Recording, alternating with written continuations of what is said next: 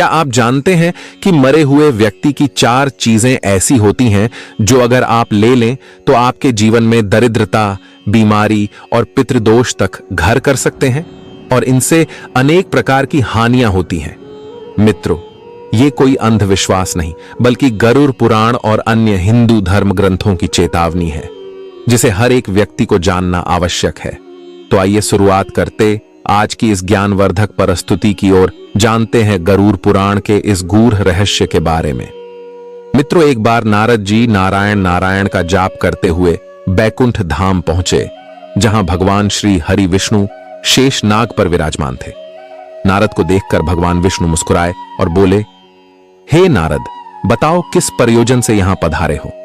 तब नारद जी ने कहा, हे प्रभु, आप तो सर्वज्ञानी हैं, सब कुछ जानते हैं, पर मेरे मन में कई दिनों से एक प्रश्न उठ रहा है जिसका उत्तर जानने के लिए मैं यहां आया हूं। हे प्रभु, कृपया आप मेरे इस प्रश्न का उत्तर देकर मेरे इस शंका का समाधान करें। मित्रों, फिर भगवान श्री हरि विष्णु मुस्कुराते हुए बोले, हे नारद, तुम्हारे मन में जो भी प्रश्न है निसंकोच होकर पूछो, मैं अवश्य ही उसका समाधान करूंगा।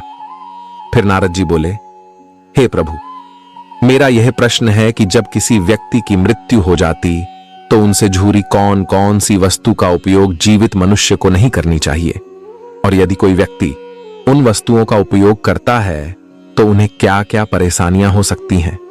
मित्रों, फिर भगवान विष्णु मुस्कुराते हुए बोले, हे नारद, आपने बहुत ही उचित प्रश्न किया है जो संपूर्ण जगत के लिए कल्याणकारी है, जिसे हर एक व्यक्ति को जानना आवश्यक है।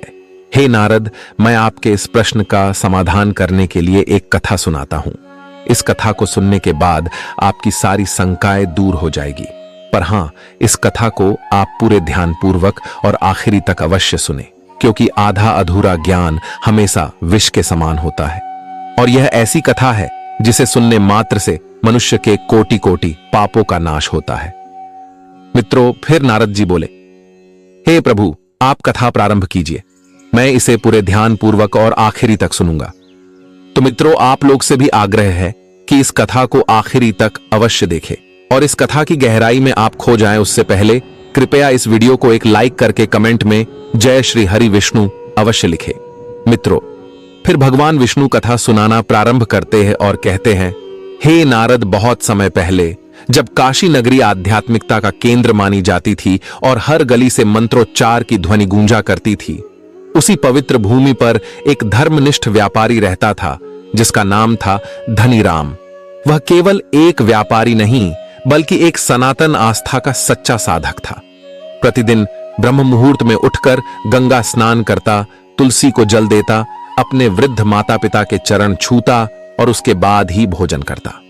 धनीराम का जीवन सादा था लेकिन उसका हृदय विशाल।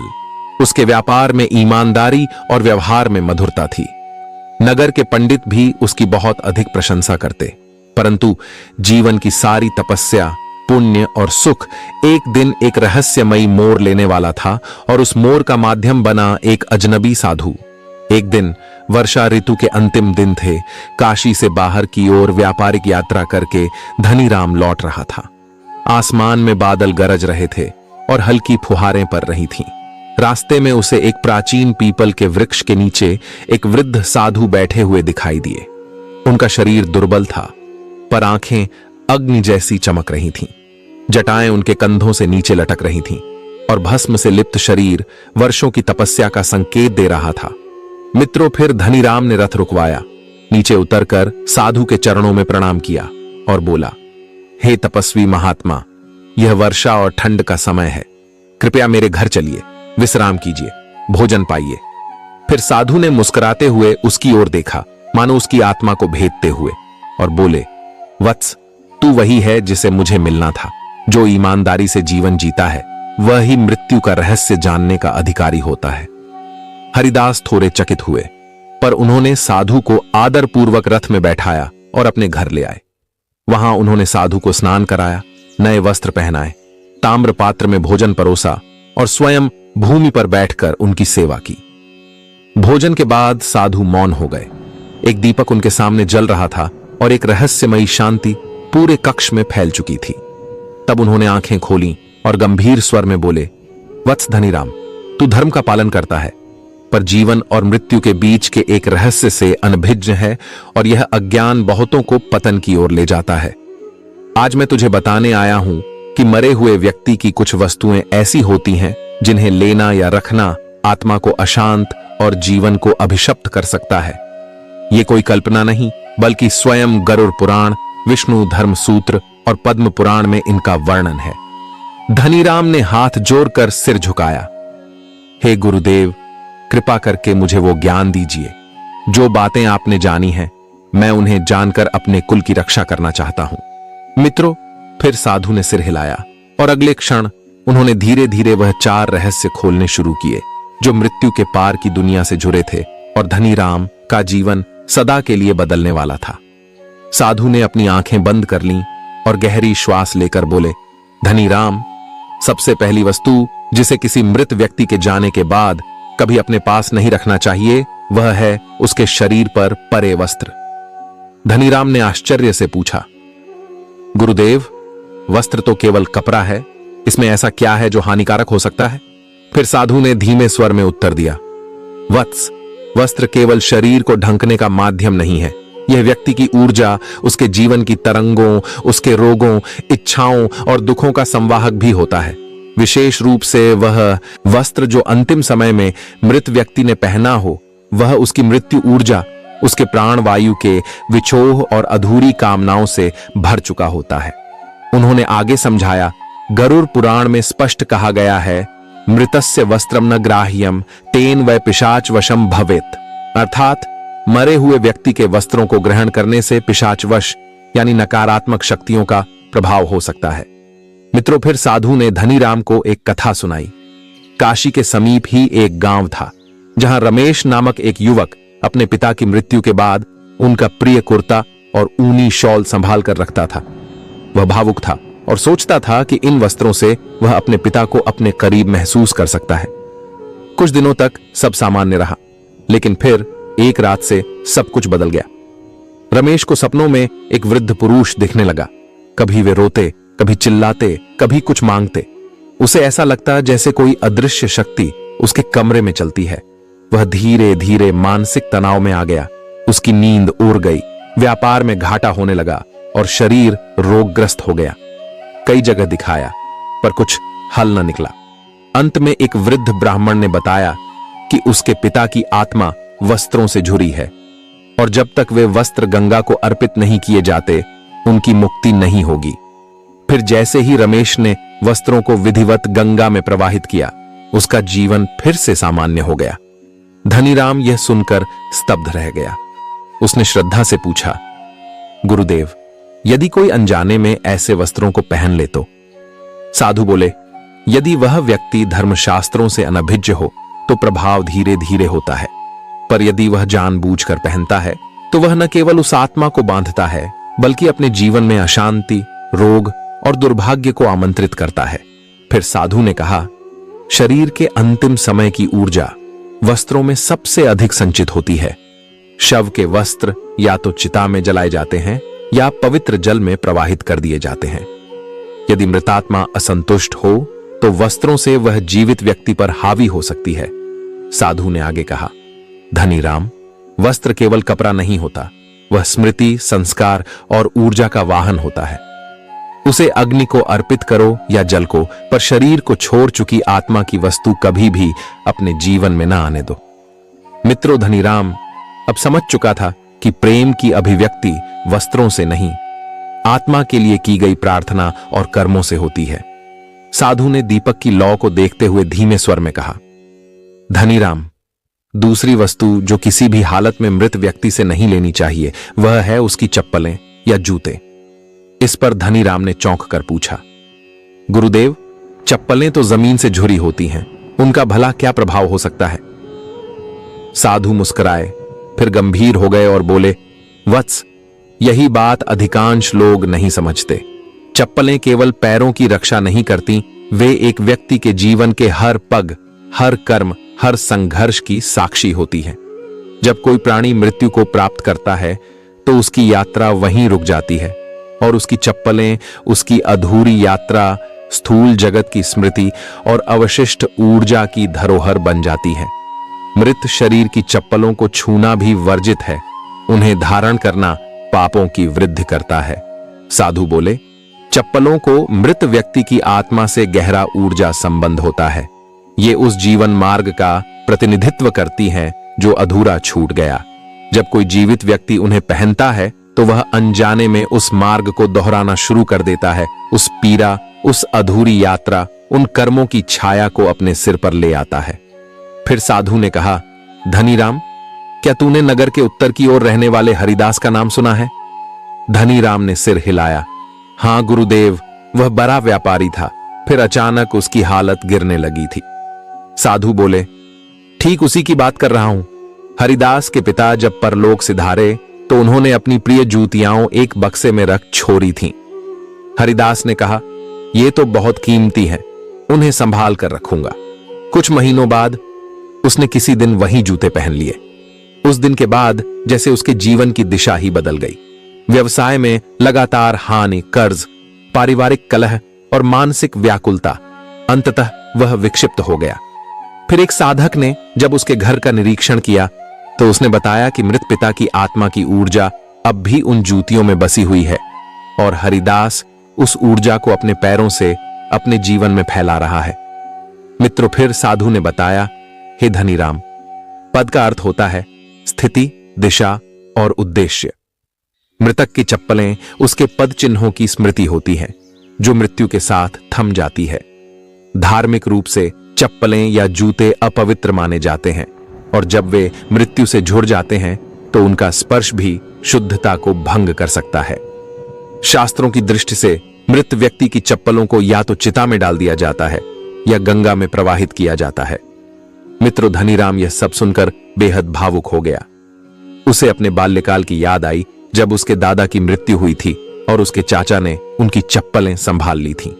कुछ वर्षों में वही चाचा घर से अलग हो गए, मानसिक तनाव में रहने लगे और अंत में वन में जाकर एकाकी जीवन जीने लगे। वह अब साधु की बातों को केवल धार्मिक उपदेश नहीं, जीवन के गहरे संकेत के रूप में देख रहा था। फिर साधु बोले, धनीराम, जो चप्पलें एक आत्मा की अंतिम यात्रा की साक्षी हों, उन्हें कोई दूसरा नहीं पहन सकता। वो यात्रा उसी आत्मा की होती है। दूसरा यदि उन्हें पहने तो वह अपनी राह छोड़कर किसी और की छाया में चलने लगता है और यह राह उसे कभी प्रकाश तक नहीं पहुंचाती। मित्रों, गहराती रात के सन्नाटे में धनीराम और साधु के बीच चल रही यह दिव्य वार्तालाप अब और रहस्यमयी होती जा रही थी। साधु की वाणी में अब एक विशेष गंभीरता आ गई थी, जैसे वे उस अज्ञात संसार की एक झलक हरिदास को दिखा देना चाहते हों जहां अधिकांश मनुष्य कभी न झांकते। मित्रों, फिर साधु महात्मा ने आगे कहा, धनीराम, तीसरी वस्तु जो मृत व्यक्ति के जाने के बाद कभी ग्रहण नहीं करनी चाहिए, वह है उसकी कंघी, दर्पण और श्रृंगार से जुड़ी वस्तुएं। यह सुनकर धनीराम थोड़ा अचरज में पड़ गया और बोला, गुरुदेव, कंघी और दर्पण, ये तो स्त्रियों की साधारण वस्तुएं हैं, इनका मृत्यु से क्या संबंध हो सकता है? साधु ने धीरे से उत्तर दिया, यही भ्रम सबसे बड़ा जाल है। ये साधारण दिखने वाली वस्तुएं मृत आत्मा के सबसे सूक्ष्म और गहरे स्तर की स्मृति को समेटे रहती हैं। स्वरूप की स्मृति, अहंकार की छाया और अपूर्ण इच्छाओं का बोझ। मृत व्यक्ति द्वारा छोड़ा गया दर्पण उसकी स्मृति और संस्कारों का भंडार बन जाता है।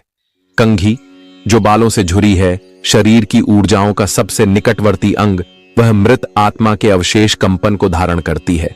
मित्रों, फिर धनीराम ने पूछा, गुरुदेव, क्या कभी ऐसा उदाहरण देखा है आपने? साधु बोले, देख हरिदास, यह कथा मेरी आंखों के सामने घट चुकी है। एक नगर में एक अत्यंत सुंदर महिला थी, नैनावती। उसका श्रृंगार दर्पण और चांदी की कंघी से होता था। वह मृत्यु के समय बहुत दुखी थी क्योंकि उसे अपनी सुंदरता से अत्यधिक मोह था। मरते समय उसने अपनी बहू से कहा, मेरी कंघी और दर्पण मत फेंकना, ये मेरी पहचान है।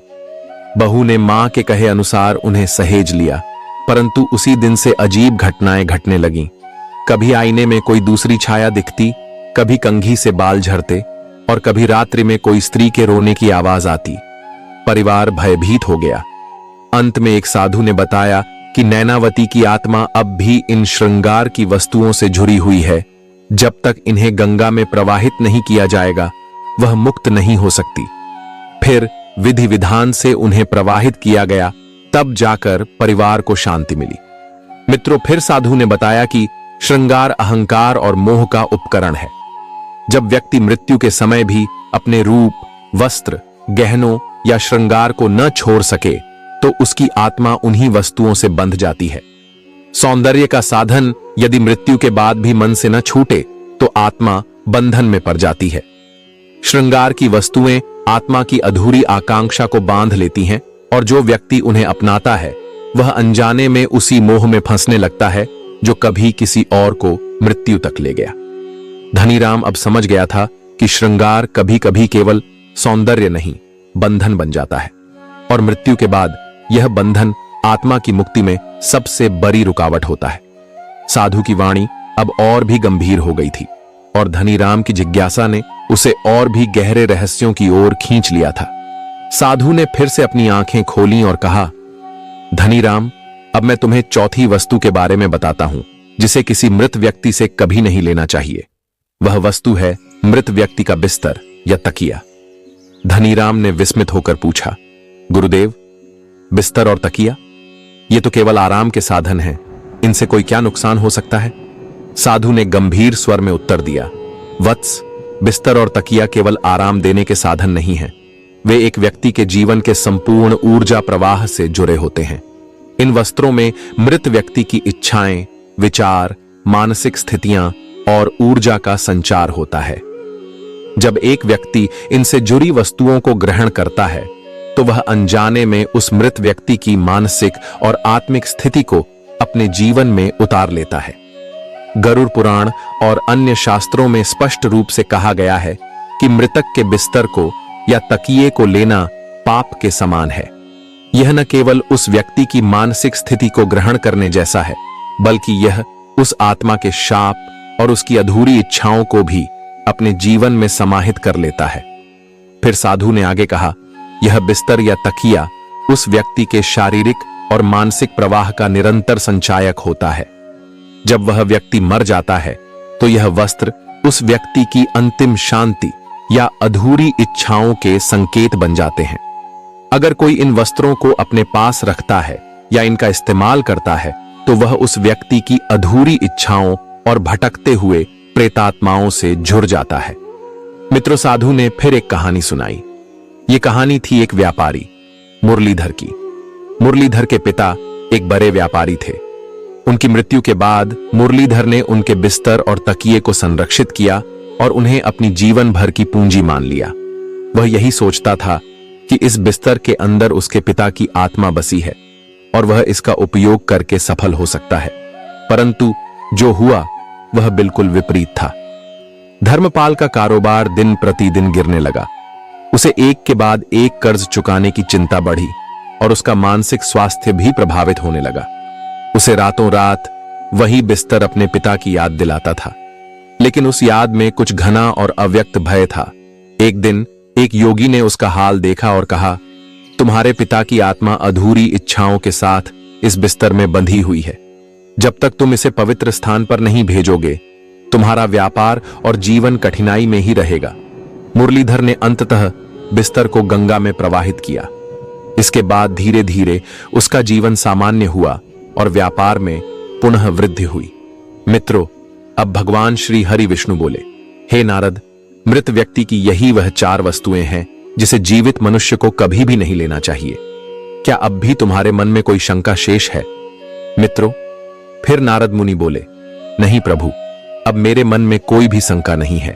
अब मुझे यह पूर्णतः ज्ञात हो गया कि मृत व्यक्ति की कौन कौन सी वस्तुएं जीवित मनुष्य को धारण नहीं करनी चाहिए। तो दर्शकों, यदि आपको यह वीडियो पसंद आई हो तो इसे एक लाइक करके अपने मित्रों बंधुओं के साथ शेयर अवश्य करें।